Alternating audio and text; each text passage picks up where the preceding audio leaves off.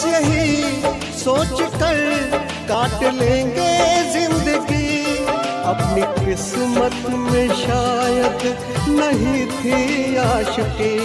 बस यही जाने कब किस कदर तुझ पे मरने लगा, हद से ज्यादा तुझे प्यार करने लगा। आसमां से जमीन तक तेरी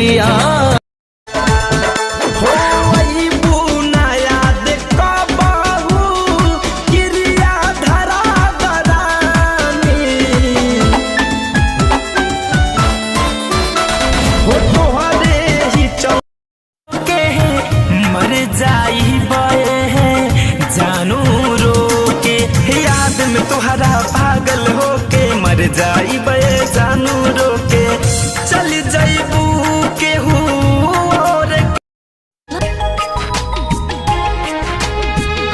दिल में बजतना सितम सब ढहाइया, अगला जन्म में हमार होके आइहा।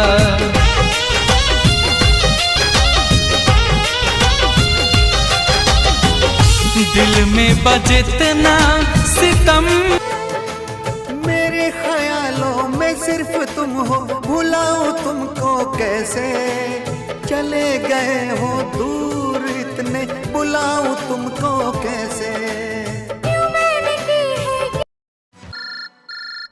हो नंबर लागे नहीं पाई रूट ब्लॉक हो जाई, नंबर लागे नहीं पाई रूट ब्लॉक हो जाई, मोबाइल चोली में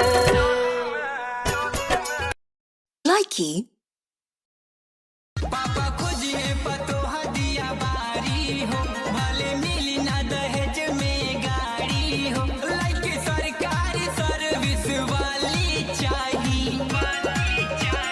बिना बॉयफ्रेंड। लाइकी। से बन के रग रग में तू दिल के हमरा भागलू, कैसे कही मोरा जिया पे बदरा बन के छा